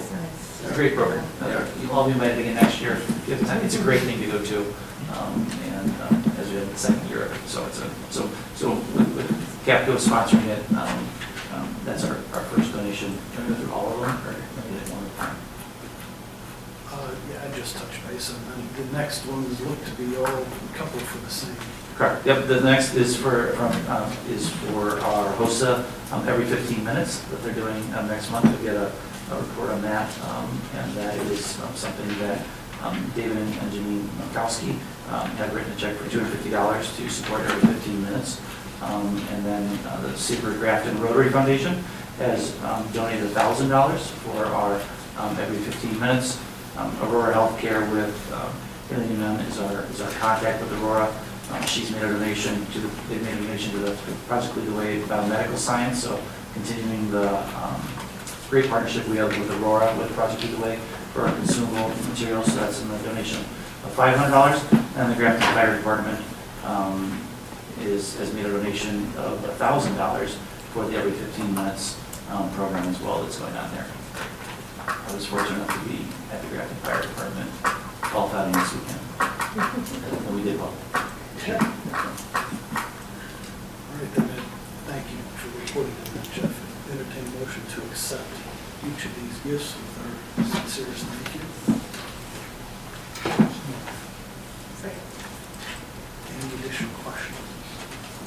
All those in favor of the motion, aye? Aye. Opposed? It passes. Again, it goes without saying thank you to the great partnerships that we have in the community and those that are supporting these partnerships. Equally important is the great relationships that we've developed within the district with these partners and the extraordinary causes and opportunities that we've made available and that they've funded to recognize our students in the way that it is. And the opportunities that our kids have for HOSA and that entire program is just simply outstanding. It's because of the partnerships, but it's also because of the relationships. So thank you to everyone. All right, construction report. All right.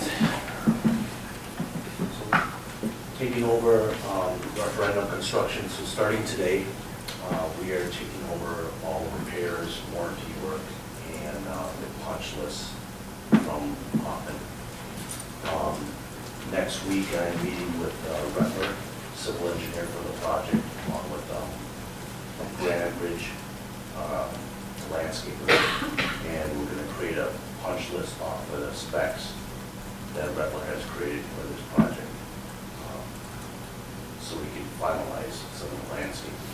So Granite Ridge will be here Wednesday, and they will remain on our site on the district property until the job is done. So that's one thing now, working directly with the contractors, that I feel confident we can move forward with some of these smaller projects. Today we were able to install some stairs between, basically bridging from the district office to the west parking lot. So that project moved forward, and you're going to see tuck pointing, some brick repair for both brothers starting next week on the district office.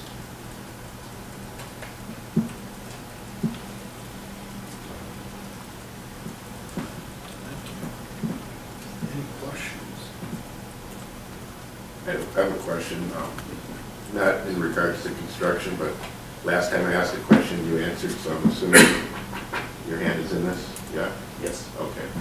So, several months ago, I brought up the issue of what do we do during a lockdown when a fire alarm is pulled? Yes. And I'm still not seeing anything in here. So when we have a lockdown, fire alarm is pulled. So you're basically, fire alarm is pulled, and at that point you have to leave the building.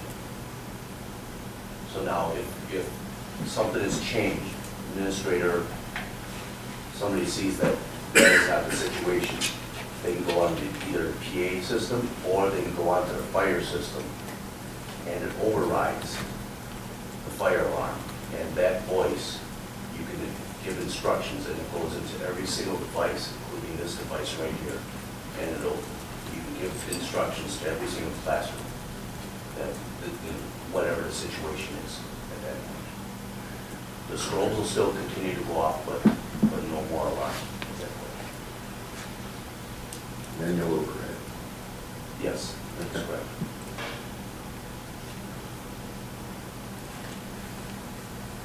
So, Yep. in regards to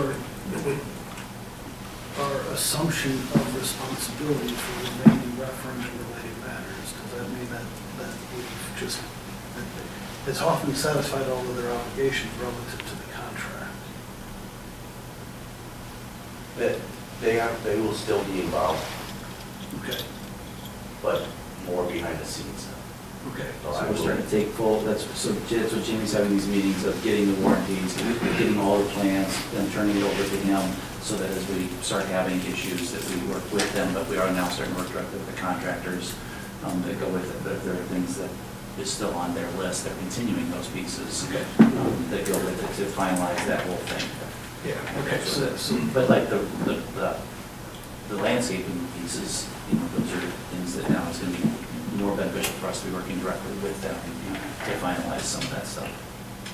So I will always have a relationship, I still have a relationship with Punta Breakage from before my time, so that relationship will never end. So often we'll still have, pieces of it. I mean, I was at the superintendent's conference and I saw Jody there and went over and talked to him. right, but to the extent that there are still items that they owe us, we're holding them to that. As it relates to the administration or the management of those items, we may have stepped in between them and the subcontract. Correct. Okay, That's correct. okay. I guess I wanted to make sure that's how it's working. Yep. They were holding them to their end of the bargain. And I don't remember the wind down of the contract, the substantial completion, or has that been noted, finished? Did we pass that mark? That mark was established when we started school last fall. In the fall? In the fall, that is correct. Okay.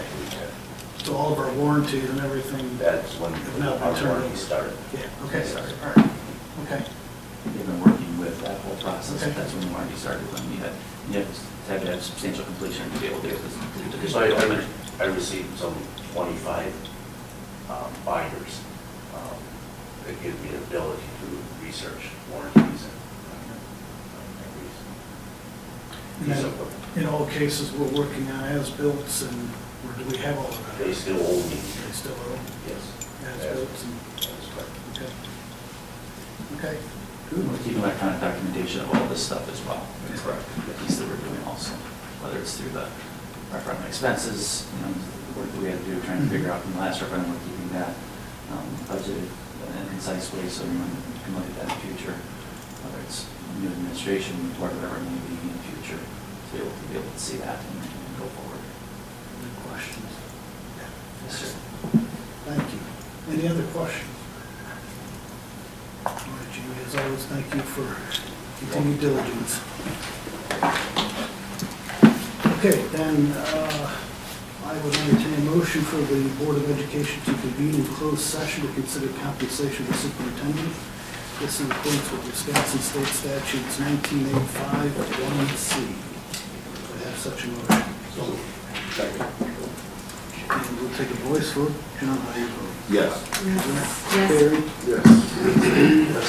Jerry? And yes. Thank you.